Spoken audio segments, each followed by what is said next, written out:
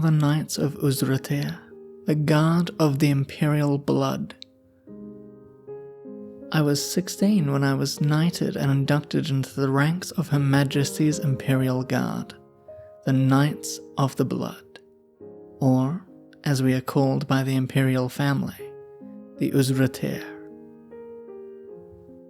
Like all the rest, I earned my place by slaying one of our own. My sister did not die quickly or easily, but with her blood I secured my future within the Uzratir, for a time at least. We are not abducted as babies, nor are we chosen from the cream of the crop within the Imperial military, as some would have you believe. Our truth is darker. We are born into servitude to the Malcarns. We live and die at their command, and we would all gladly give our lives for them. When the Guard's history was first formed, we were chosen. We were selected as the best of the best, and it was an honor few ever received. We were few in number, and our role was primarily the protection of the Emperor or the Empress when they went to war. However, it wasn't just the reigning monarch that could bestow upon a soldier a place within the Guard. It was any Malcarn. So, after a few hundred years of backstabbing and minor civil wars, finally a big one kicked off. It almost ruined the Imperium, that war of tyrants. But what it really ruined was the Guard. You see, every one of those tyrants declared themselves the true emperor, or in Minerva's case, empress. And every one of them claimed that they were the rightful emperor or empress. They carried the banner, they wore their crowns, and they gave thousands of men and women the vaunted honor of being a member of their Imperial Guard of the Blood.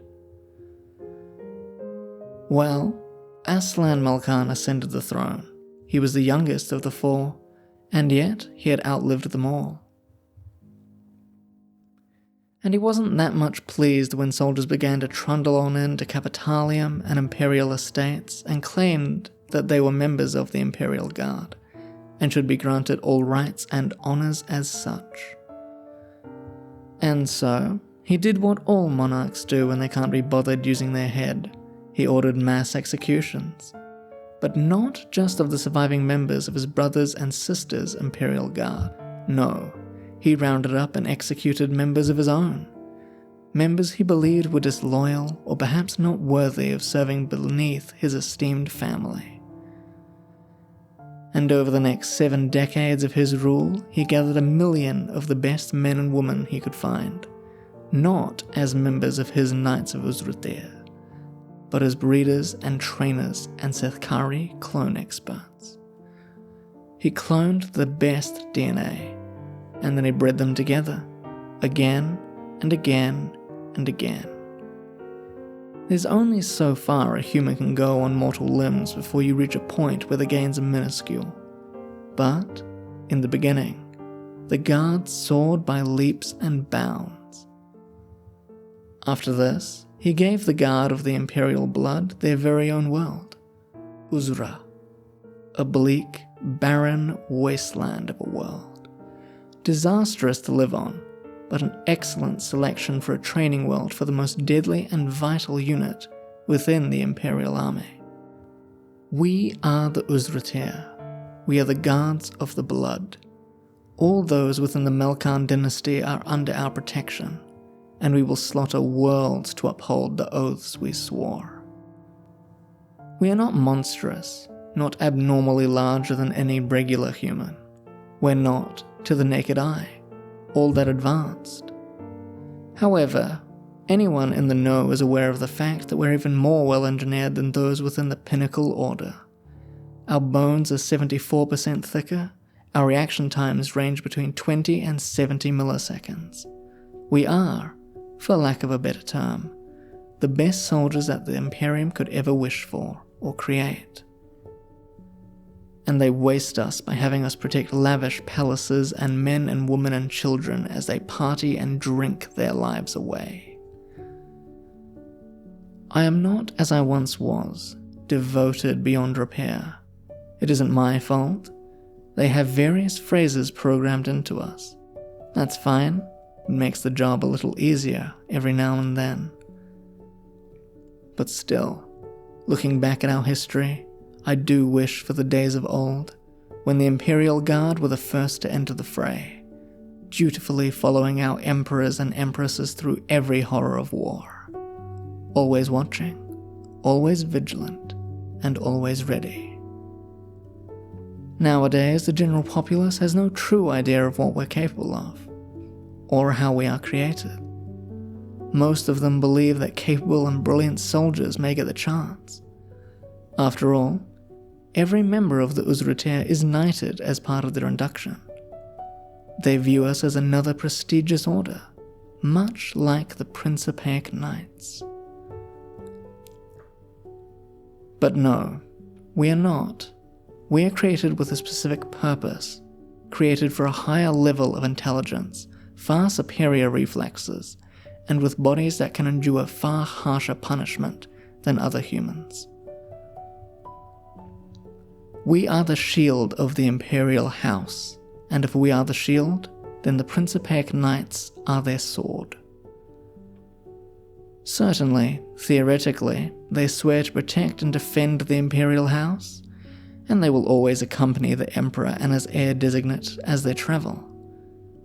But who are the ones that scout ahead? Who are the ones who ensure that every detail is looked after so that our principles remain safe and secure? Us, the Uzratir. You won't see the Principaics bothering themselves with the minor details of what the safest route is. You won't catch them counting every possible exit, or angle of attack that an assassin could or would make. Frankly, the minutiae of our everyday lives is tedious, every now and again. But I'm not surprised. That's a good thing. Nearly 2 decades ago, an assassin was able to enter the imperial palaces on Capitalum. The imperial family was fine. No harm came to them. The same could not be said for Amanda Cersei. She was brutally murdered during the night. No scanners picked up anything. None of her guards saw anyone enter or leave her chambers. And the perimeter guards never spotted anyone either. Her Majesty had those members of the Uzratir who were on duty at the time in that wing of the palace executed, as was her right and prerogative. They had failed their charge, and one under their protection had been slain, with no trace or evidence as to how or why. Well, the why was easy enough. All know that she was killed by her nephew, Caliar Cersei. It was some petty revenge for her plotting with the Empress to have him and his entire family killed. Why the richest and most powerful members of the Imperium are so besotted with killing each other, I truly don't understand. In any case, after these happenings, our trainings on counteracting sabotage and assassination attempts redoubled. New security measures were taken, and the active presence of the Uzratir within the imperial palaces was doubled. And yet, despite all this, we failed them again during the Night of 1,000 Tears. On that night, 309 members of the imperial household were killed, all at the same time. Bombings, assassins, mass shootings, freak accidents. Only one survived, and that was due to the timely intervention of Lord Sovereign Tenebrius and Callias Tulari. Not us. The one honor I can say for those men and women within the guard on that night was that each and every member of the Uzratir on active duty perished alongside their charges. None of them went down without a bitter and brutal fight. While we may have failed our charge, we did not forsake them. Perhaps I should be grateful that I was stationed on the Paraxis moon, protecting the empty vacation palace overlooking the most pristine lake I'd ever witnessed. surrounded by forests and a deep blue sky. I considered it an excruciatingly boring task. And yet, I'm still here. And my brothers and sisters who were protecting the Imperial family on those nights are all gone. Ours is a thankless job, but now, more than ever before, it is vital. We cannot fail again. We will not. Not while I live and breathe. His Majesty will remain safe. Each member of the Imperial House is granted their own Legion of Uzratir. 10,000 men and women at their personal disposal for their protection. Because of this, each member of the Imperial family has variety within their Imperial Guards. His Majesty, Emperor Adanius, has us wear this rather horrific purple and orange raiment, with spiked caps for helmets and short purple shoulder capes, whilst on palace grounds. Her Majesty, Crown Princess Katerina, the younger of His Majesty's 2 daughters, and yet the heir, after Her Majesty, Genevieve Malcarn, retired from the line of succession, so that she could marry a common woman. Crown Princess Katerina's Uzratir wear far kinder colours. Her Imperial Guard wear the Imperial Purple paired with a navy blue, with simple officer caps and butt capes. Crown Princess Genevieve Malcarn's Legion wear formal maroon uniform coats. Much to the discontent of her Primus Prefect, she has them wear minimal battle armour and only arm themselves with a simple plasma pistol and a tana. Hers is not a legion that could ever be sent to war. Not in their state. We used to be the vanguard of our sovereigns. We used to charge into the fires beside them. And now we spend our days guarding empty palaces and splendid gardens that we are never to enjoy ourselves. I love my emperor, but more than once I have wished I was born to serve a man such as Magnus Tenebrius. His Majesty's fist wrecked a bloody and brutal path through the Collective during the Shattered campaign. Gods, what I would have given to be a part of those great victories. I suppose it doesn't matter really. We all die eventually. And, like or not, this war will come to Capitalum. I can feel it in my bones, the storm brewing. What was believed to be a minor conflict that would be ended within a few years has spiraled. Now we are a galaxy at war, and billions will die before the fires of war are extinguished. It doesn't matter. When they come for His Majesty, we will kill them. When they come for the throne, we will protect our principle. And, should they come with overwhelming force and bring nothing but smoke and sorrow and ruin, then we will meet our fates as the Knights of Uzratir always have.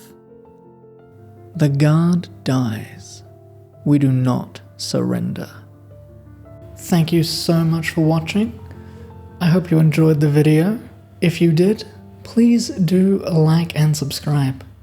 It's an honor and a privilege to get to share my stories with you all.